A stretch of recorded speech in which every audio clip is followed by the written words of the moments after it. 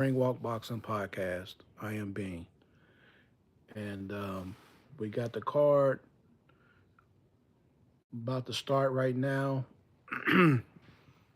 As y'all can see, they got Layla Ali up there with Andre Ward, Lennox Lewis. So it's definitely about to be in effect. Um, please hit that thumbs up. Please hit that thumbs up one time. So here it is. We gonna know if it's everybody using the terms scripted, non-scripted, but we gonna definitely know if it goes past round three because the way I see it, as far as the main event, it's gonna be most likely a matter of AJ just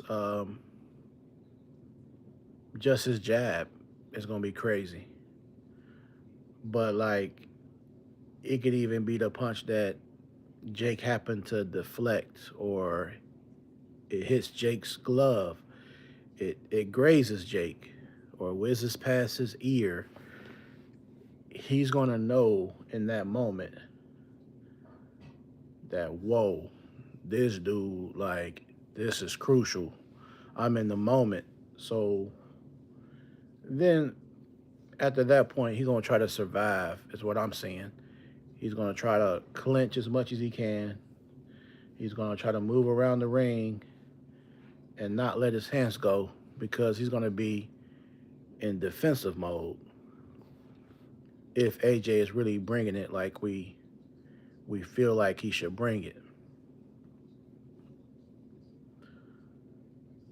Um, but it's good. It's always good to see legends like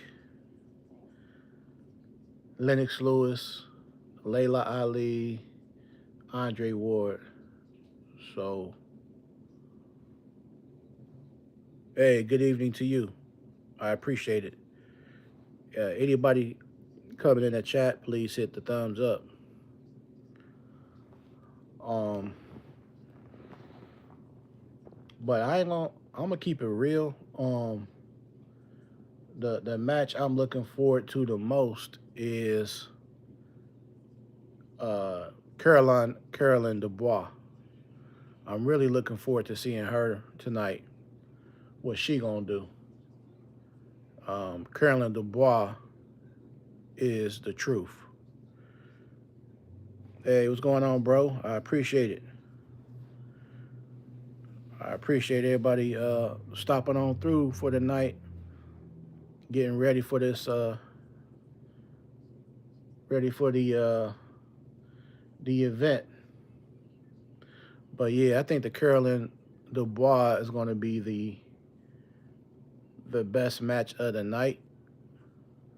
But I'm also interested in seeing Alicia Baumgartner.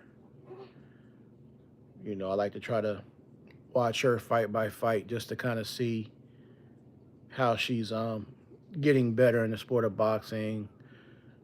With Derek James, I feel like her and Derek James are a good have a good partnership. Um, what's going on? Anytime Television, Max 11. What's going on? Um, Anime Salute. Sarah Valerie Salute. Blah 4486 Salute. Please hit that thumbs up.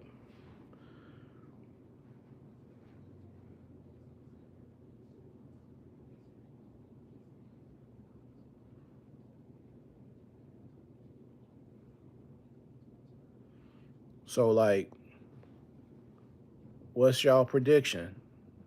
Um, what's your prediction, and what do you think? Who do you think will be tonight's best performance? I'm going with Carolyn Dubois as the best performance for the night. Um, I'm not really privy to her opponent, but I'm looking forward to seeing Carolyn Dubois and her big opportunity over here in the States. I feel like she's gonna definitely. I mean, her knowing that Alicia Baumgartner's on the same card, I think she's gonna have a point to prove. Um, so we're gonna definitely see.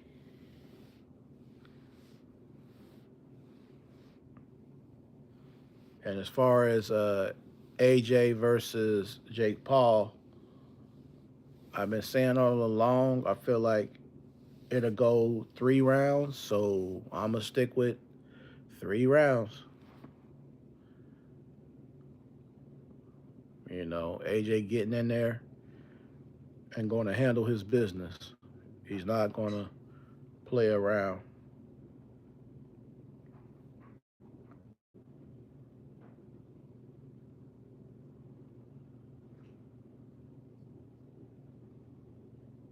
Thanks, thanks. I appreciate that. You have a good day as well.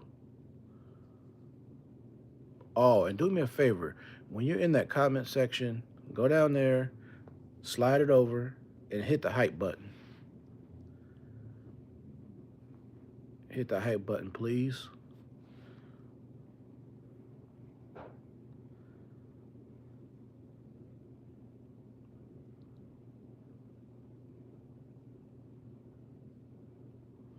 But yeah, this is gonna be a decent card for sure.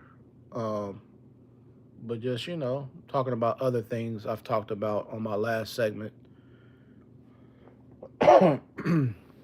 What do y'all think about the Shakur versus Tefime Lopez? Shakur Stevenson.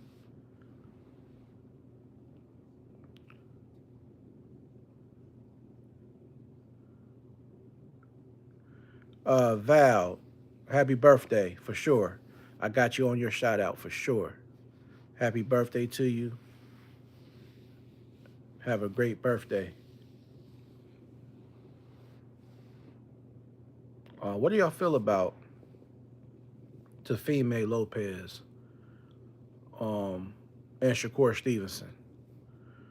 Shakur is definitely between the two guys. He's more consistent, um, whereas Tefime Lopez is the one that has been more inconsistent. He'll have a good fight, like a Lomachenko moment, but then he'll fight somebody who's not on Lomachenko's level, like George Kambosos, and get dropped and get beat. You know what I'm saying? So you kind of never know the version of Tefime Lopez you're going to get.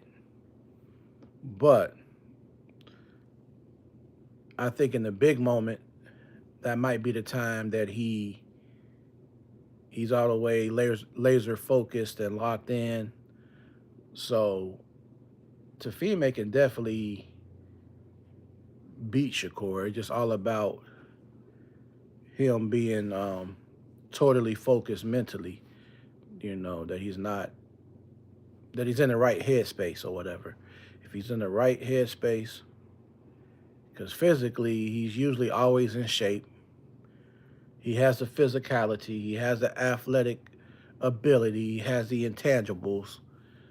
And when you got those type of intangibles, you can do a whole lot in the center of that ring.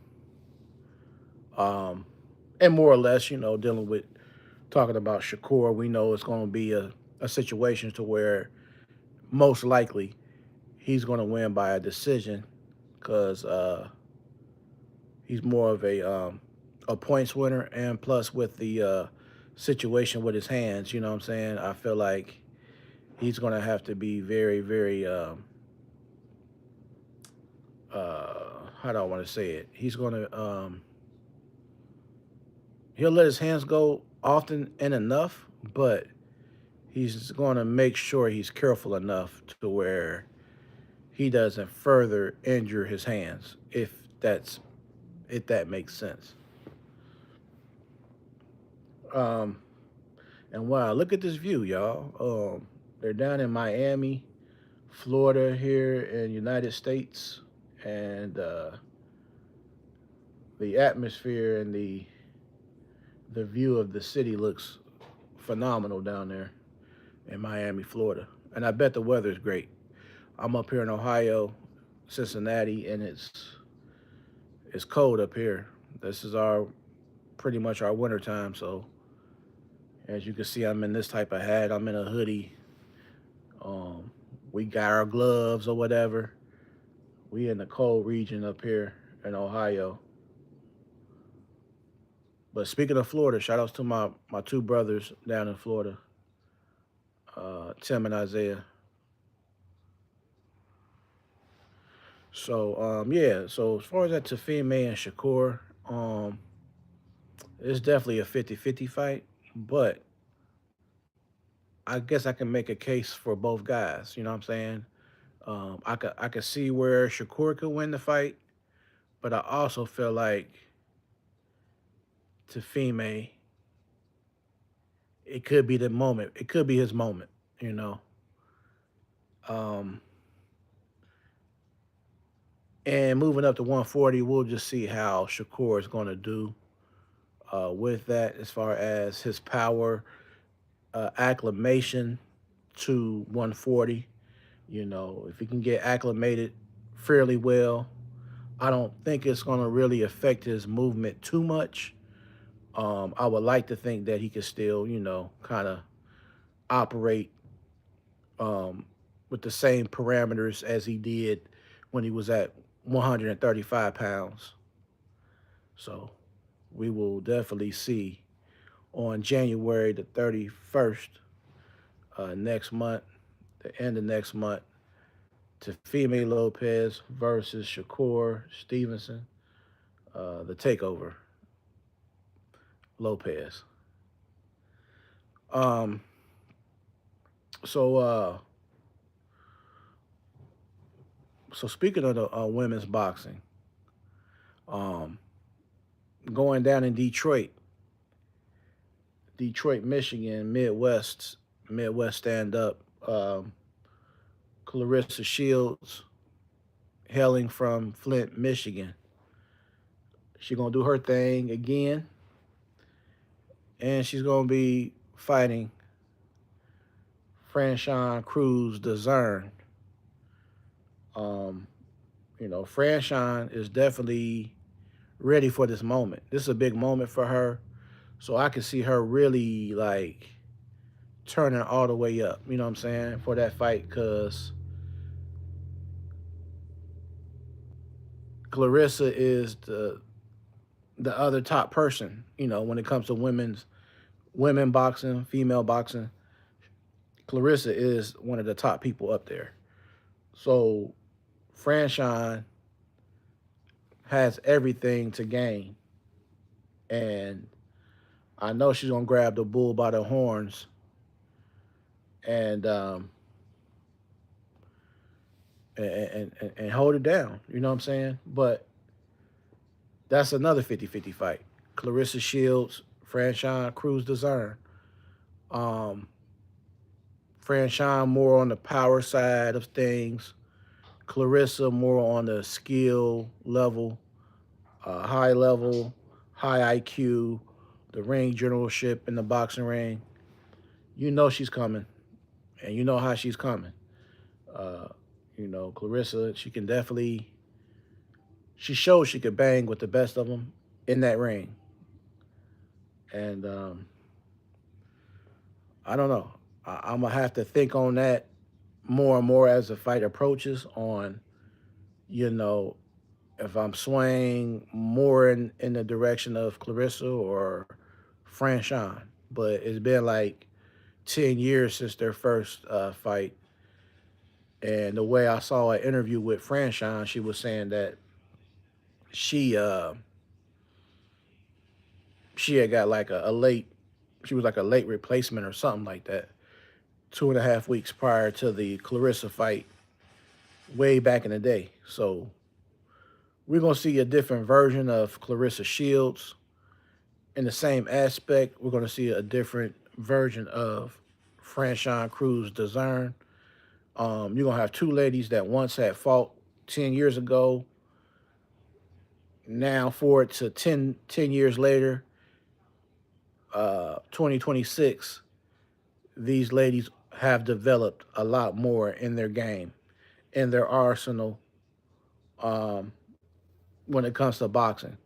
They got their skill sets, uh, and so it's gonna be interesting to see um, how that goes down. I believe that's in February, if I'm not mistaken. Um,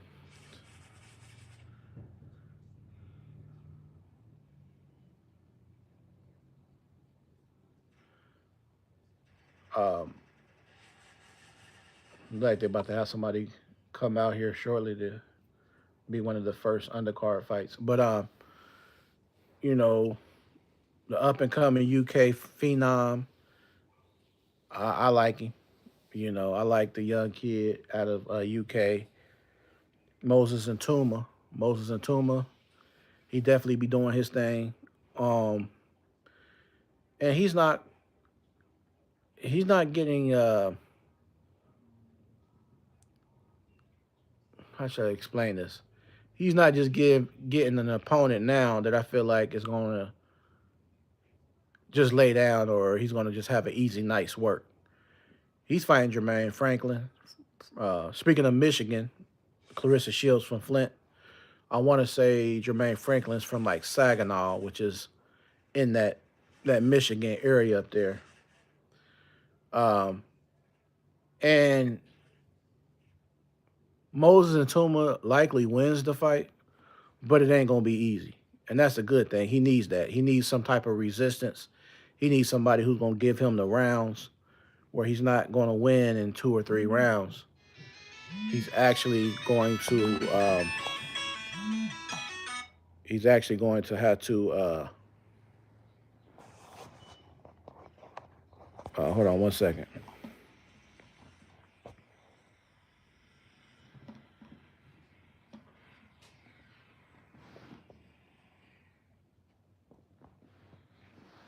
And actually, I'm gonna take a little break here, y'all. If you're following me here, I will be back here shortly. Um, as we get closer to the Carolyn Dubois match and the Alicia Baumgartner in the main event, I will plan to come back on live. So just hit that thumbs up, and I will see y'all in a little while. Thank you very much. Peace.